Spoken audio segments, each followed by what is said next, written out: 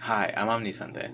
I've been making characters since I was a very small child, so I thought it might be good to share my process of making a cool character. I'm by no means an expert, and I don't think there's any one way to do something like this, but it might help someone who wants to make a character. So, step 1. I know this is the hardest step for a lot of people, but personally, I just let something come to me. Depending on what kind of character you want to make, your methods could vary wildly, but the general idea is to take in your surroundings and/or learn. What do I mean by learn? Literally anything. From watching YouTube videos to walking outside, you can learn a whole host of different things. So if I want to make a superhero character, maybe I'll watch biology or mythology videos on YouTube. I personally don't really feel the need to make new characters constantly, but since I watch a million science videos on YouTube anyway, I end up with lots of different characters over time. To make an interesting character, it helps to combine concepts. Not necessarily related concepts either. Whether it's something simple like crossing a bison and a crocodile to make a dragon, or something slightly more complicated like crossing a mannequin and a furnace to make a magic 15th century aesthetic scythe-wielding anime demon girl. Speaking of scythe-wielding magic 15th century aesthetic anime demon furnace mannequin girls, let's move on to step 2. Now that we have our idea, there's just one problem. I don't know anything about mannequins, furnaces, scythes, or the 15th century. Now, I'll confess that I did do a little bit of research before writing this script, and the reason why she has a 15th century aesthetic as opposed to 14th or 16th is because mannequins were invented in the 15th century.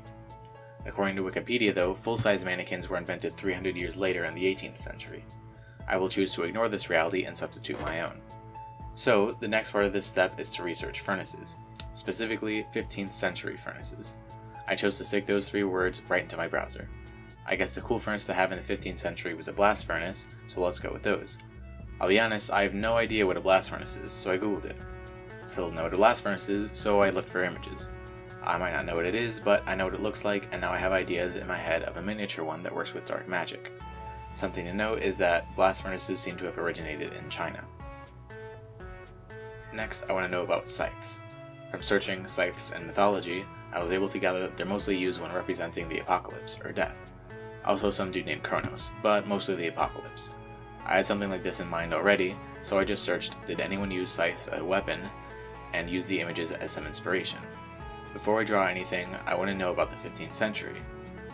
What kind of general aesthetics do I want to use? First I searched 15th century China, then I added the word fashion, then I replaced the word fashion with military. Then I did the same thing but for France, since that's where mannequins were invented. I'm going to mix all these up. On to step 3, drawing. The sketches you saw while I explained step 2 are part of this. I'll show them again. It's just me practicing these individual ideas before I mix them all up. For most of these I just drew them 3 times. The first was the basic idea that I copied off whatever source. The second I added my own idea to, and the third was more developed. To be fair, I already had an idea of what I wanted before I started drawing, so if you take more than 3 tries that's totally okay. Just keep going until you get something you're happy with. The first one is my mannequin practice.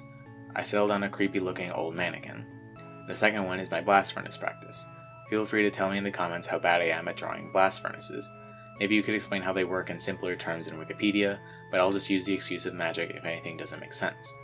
My third drawing is the idea I had about a miniature furnace powering the magic mannequin. Out of context, this sounds insane. In context, this sounds insane. The third one is scythe practice. For the third drawing, I had the idea to make the scythe also powered by a magic furnace. I think this one will look super cool in color.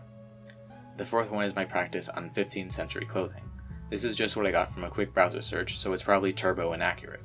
At the end of the day, all that really matters is that it looks cool. Now to start mixing up my ideas. At first, I mixed the clothing of 15th century China and France. I ended up with this, but changed it a bit by the end. Now we start mixing everything. The 15th century, the mannequin, the furnace, the scythe, and the magic. This was my first attempt, but I ended up not liking it that much.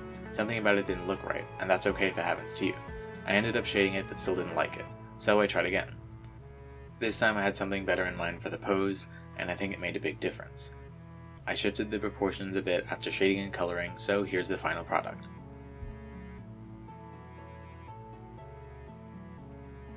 Hopefully you thought the animation was cool. It took me longer than it probably should have. I decided to name her Mika Lumen. Mika because I thought it was a cool name, and Lumen because it's a measure of light, while the character herself represents darkness. The furnaces on our torso, limbs, and spear burn dark magic to power her mechanical body. Personality-wise, she's very headstrong and always willing to take charge. She's great at close combat, but falls short when she has to fight someone with ranged magic. She can't cook for her life, but doesn't need to eat, so it's okay. So yeah, that's about it.